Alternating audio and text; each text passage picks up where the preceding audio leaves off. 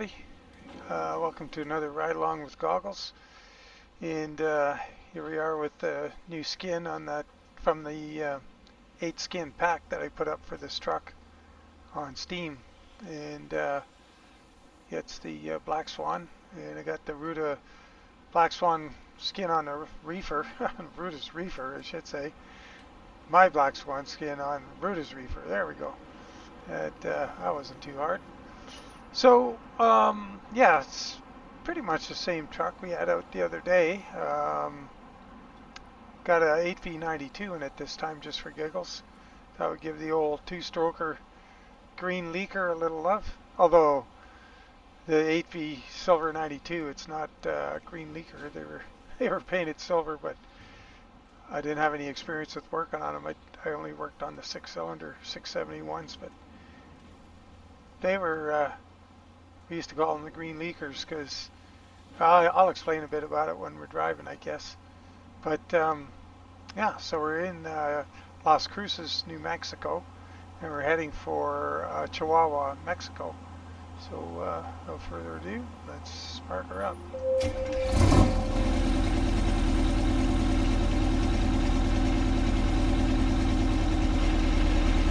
Yeah, I love that startup sound on this engine. It's so cool. Just kind of barks into life.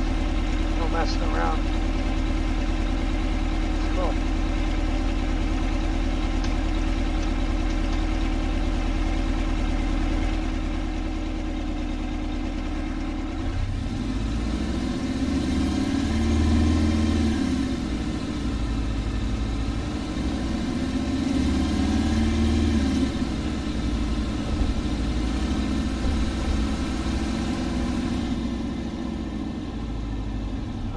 Not going to tell us what to do, so better look.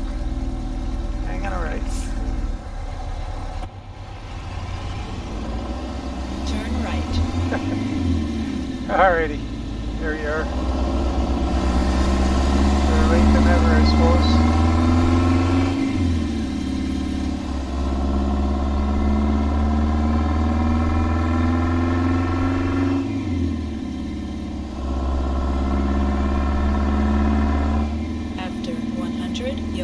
Turn right.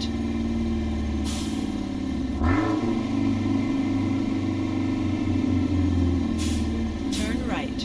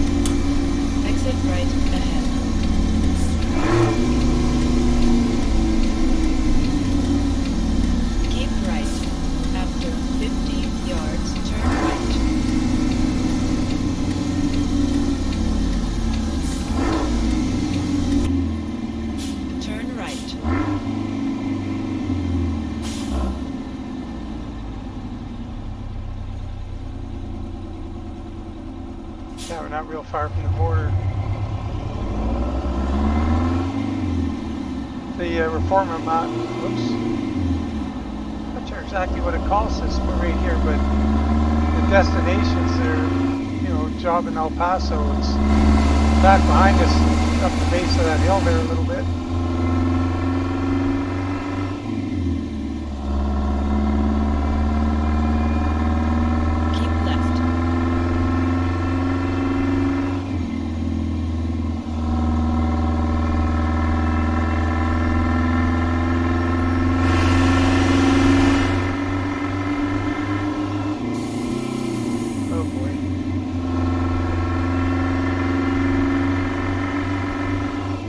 Double Coca-Cola trailer.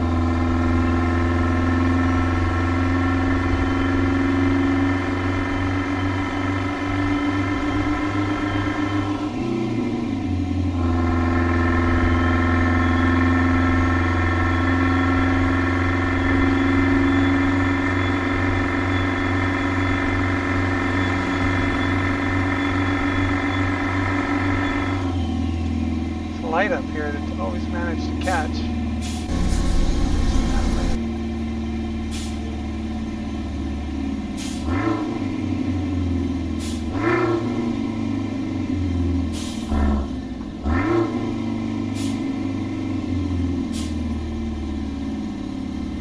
Oh, rats. I was hoping to be able to roll that one. Is this hill, for some reason, it doesn't look that steep, but I think we're pointing downhill a little bit right now. Maybe we're not. It's always a bit of a bugger. We've got 44,000 pounds of housewares on, or home accessories, they're calling it.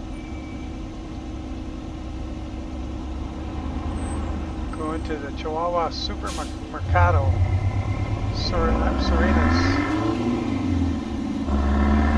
I'm sure that's not how you pronounce it.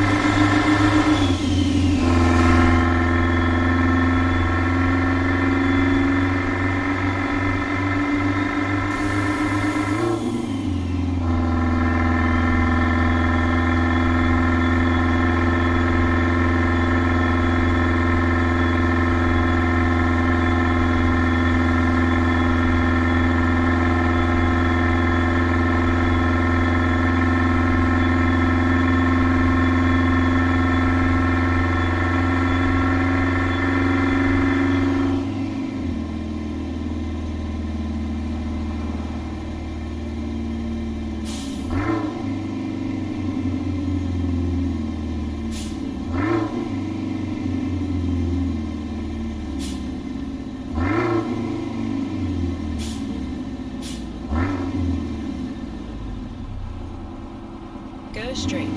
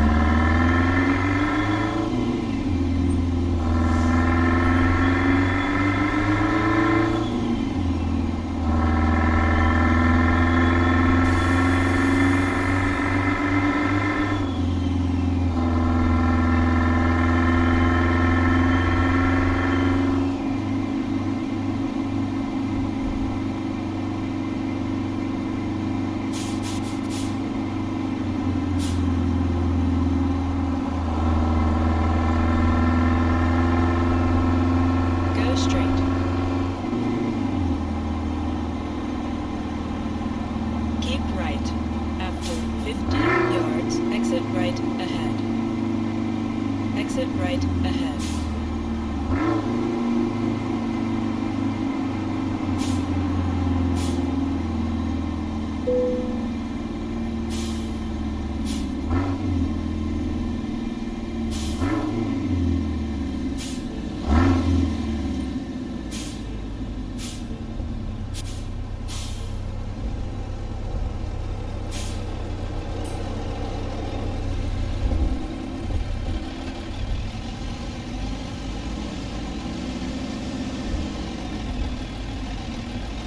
Fortunately, this trip we don't have too many these speed bumps. I don't think to go through.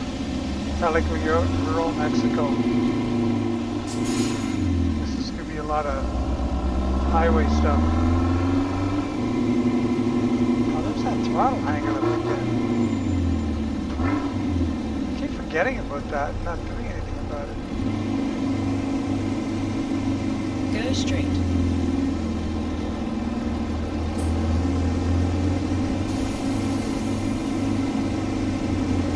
Viva Mexico.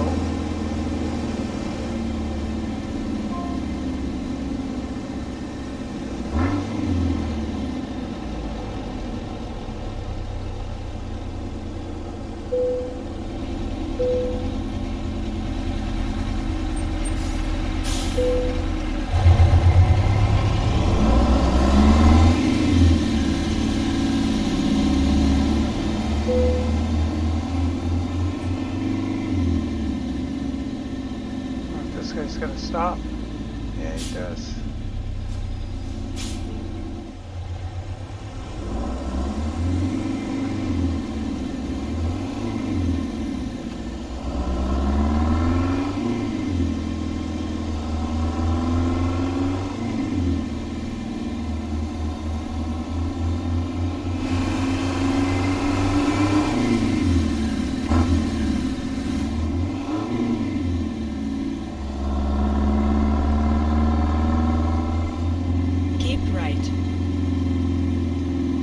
Confusing place to come through in the rain at night. You got to drop off here because all the glare and it's wet. The lights aren't so good.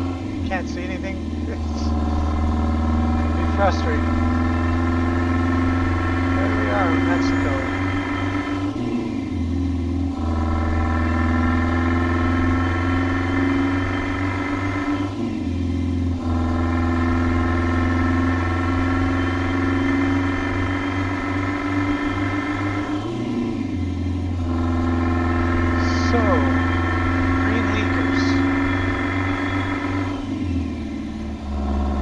As a rig mechanic, I work mostly on 671 Detroits, which were inline 6-cylinder, 71 cubes per hole per cylinder, so that's the 671.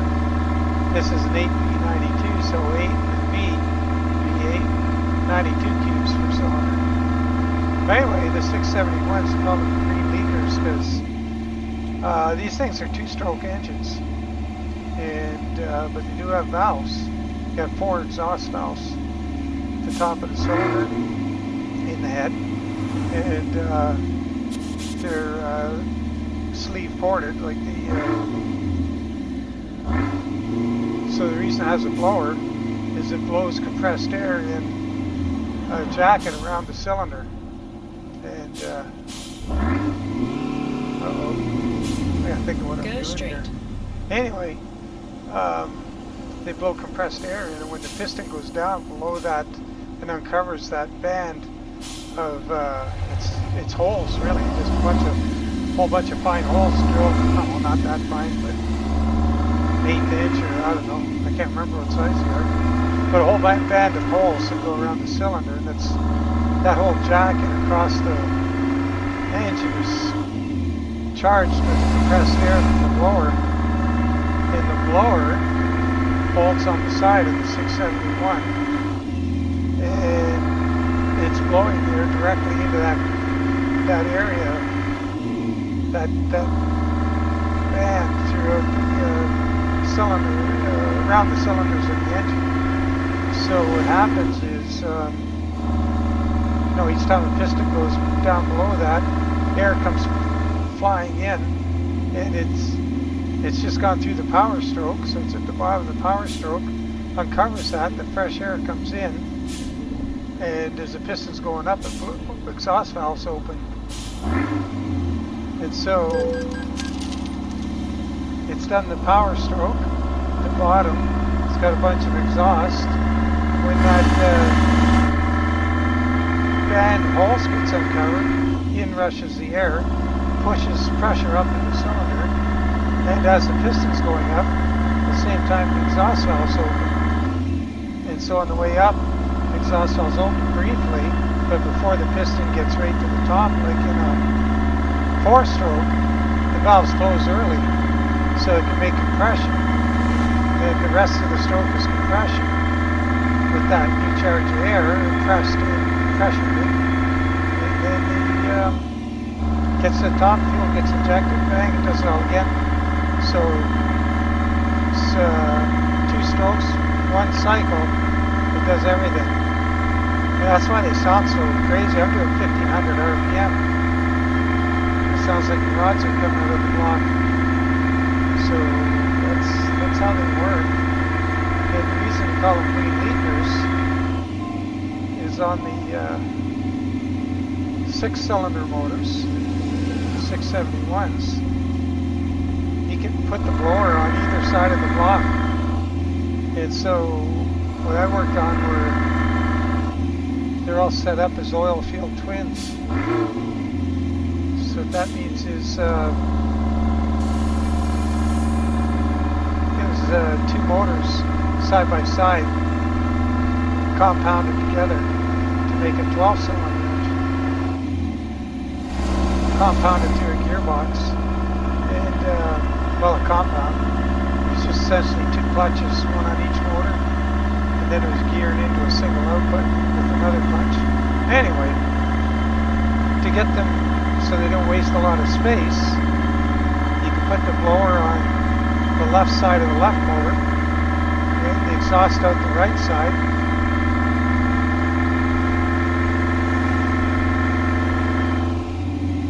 And then on the right hand motor, the blower would be on the right side, and the exhaust out the head on the left.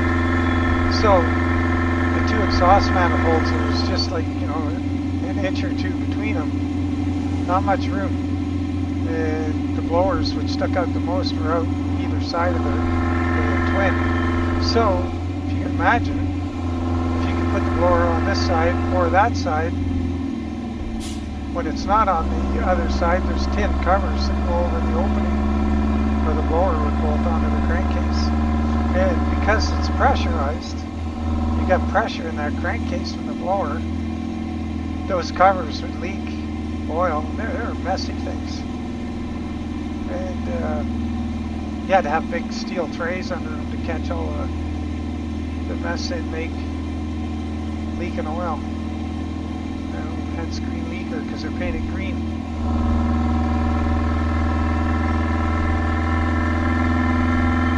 But on the drawworks, you know, the oil rig, there would be 2 pairs of those running the drawworks, so 24 cylinders, all bellowing away. It's quite a sound.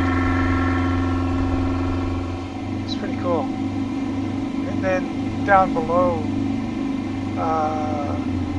below the drill deck in the pump shack, where all the drilling mud gets compressed and shot down the hole to bring the slurry up. That would be another. Each pump would have a pair of an oil field twin pair. There's a horse on the side of the road. So yeah, there would be another 4 engines down there, screaming away. So it's kind of interesting, you know. It's definitely needed ear protection when you're in and around those engines.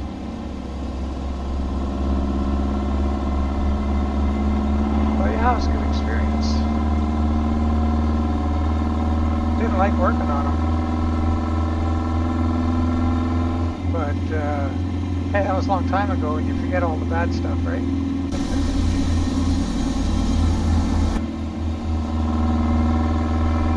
Uh-oh, here's another one of these. I'm getting the right lane.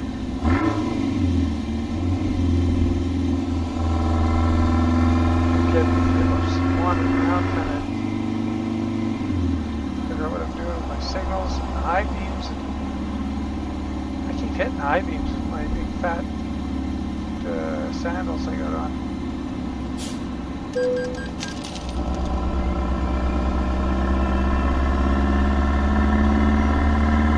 I don't think I can out-drag this guy.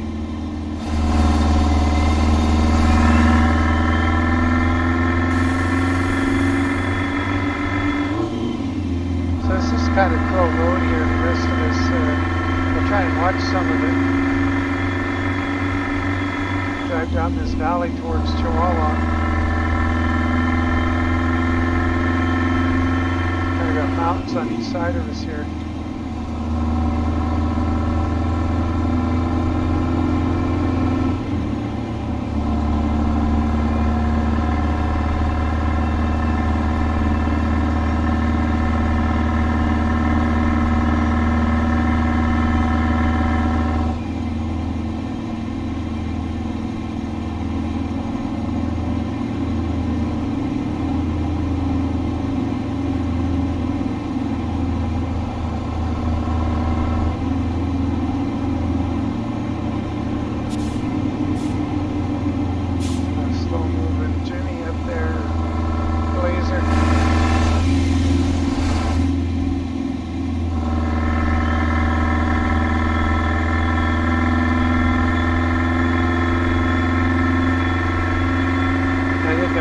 Town to go through after up ahead, well, I can remember at least one, and then we get Chihuahua.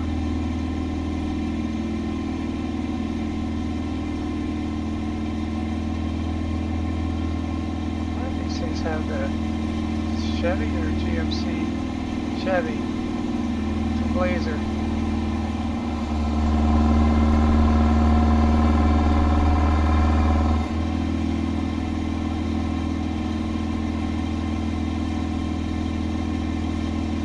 This is one of the easiest drives down here in Mexico.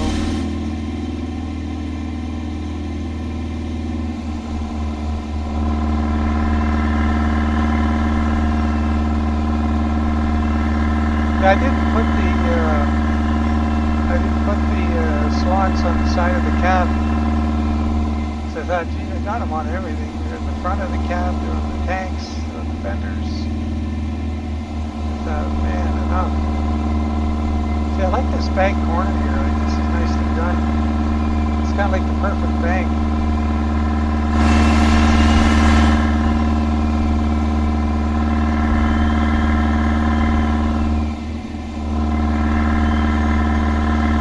It's nice how they do that. You really pay attention to how they lay the road down.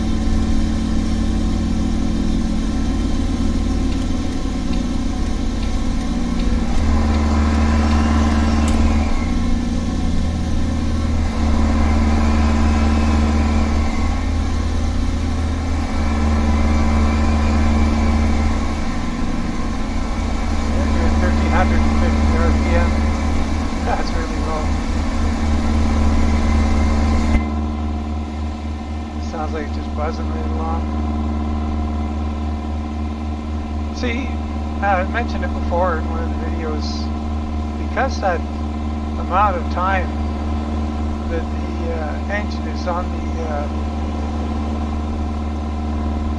the power stroke on the way down with pressure in the cylinder is a much shorter than in a four-stroke, because you got that band of that inlet port around the base of the cylinder.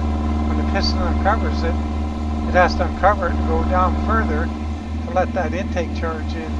So that's wasted power stroke. You're not getting anything out of the power stroke, even though the power stroke's pretty weak by the time it gets down there. On the other hand, when you're going back up, that's wasted time, and then it travels a little bit further with the exhaust valves open to push the exhaust out. Then the exhaust valves closed, so you have a much shorter compression stroke as well. So you lose both ways on the power stroke and on the compression stroke. So that's why these things aren't as torquey as a four-stroke. And they do hit every cycle, like you say, instead of every second. And by cycle, you know, the four-stroke, you got intake, compression, power, exhaust. So that's 4 strokes, 2 cycles. with this thing, it's a, it goes around once and it does 2 cycles and it covers everything. So it does a lot more. So it's banging away a lot more, but not quite making as much power on each of those Keep right. many After cycles. 50 yards, exit right ahead. I think I might hop in here just to, Exit right ahead. so I don't get lost. Oh wow, this is Chihuahua. Here we are.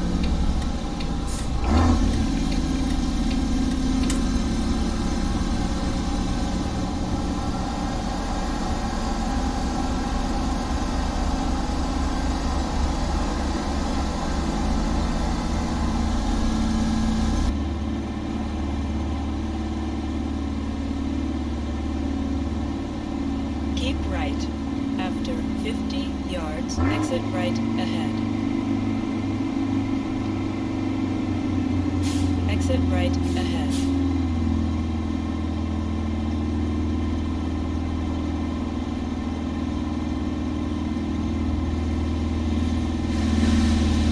I wish CMod would fix the staticky sound in this engine.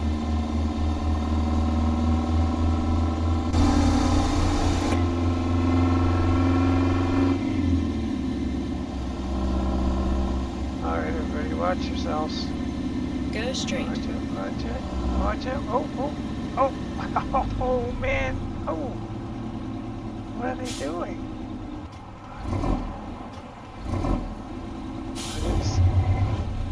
I didn't see a stop sign for us there.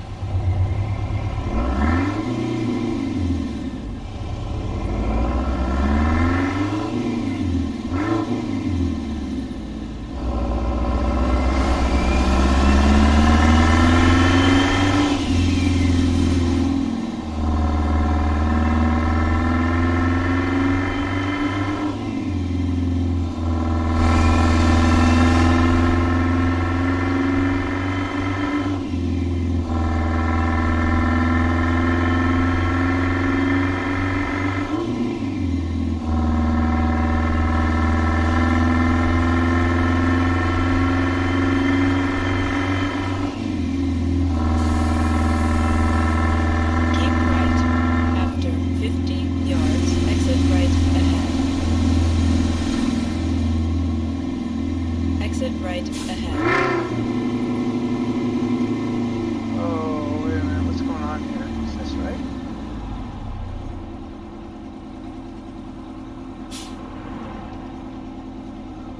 Oh, I guess so. We've got to turn right up there, I suspect. So we got to get beyond this bus stop. That is a weird thing. Keep right. After 50 yards, turn right. Turn right.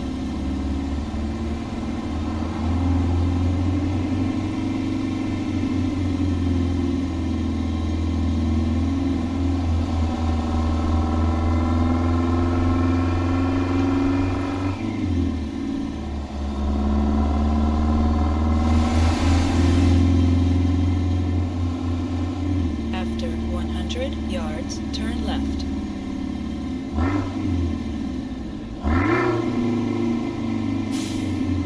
Turn left.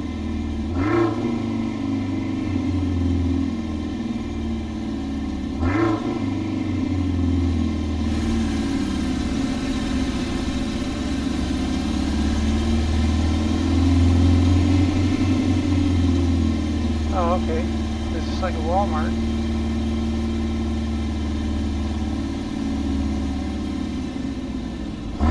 You have reached your destination.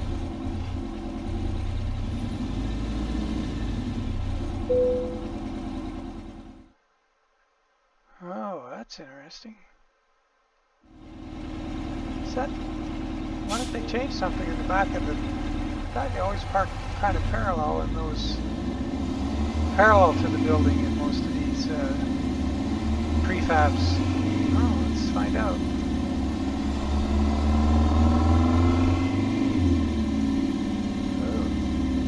this isn't the one I'm thinking of. Okay.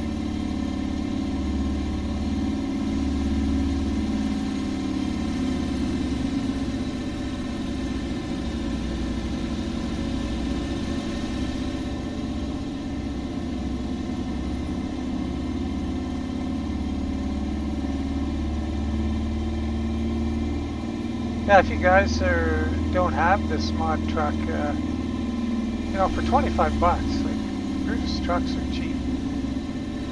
Like, you can pay $35 for a 5-year-old Shadow Walker truck that's never been updated, you know? It's crazy. He's still selling like his Diamond Rio and things. Unfortunately, I bought those trucks and I'm not very happy about it. They're so far out of date, especially in terms of texture and chrome. It's pathetic, and yet people still buy them. So I look at the only truck that's a better value is the FLX 359, and that's because it's 20 bucks. So I mean, if you're gonna buy a mod truck, and the Ruda trucks. If you don't have very many mod trucks, you want to stick with a truck. There's nothing wrong with getting one of his all tuned up the way you want it and sticking with it. I gotta jump in and out of a lot of trucks because I'm doing these skids all the time.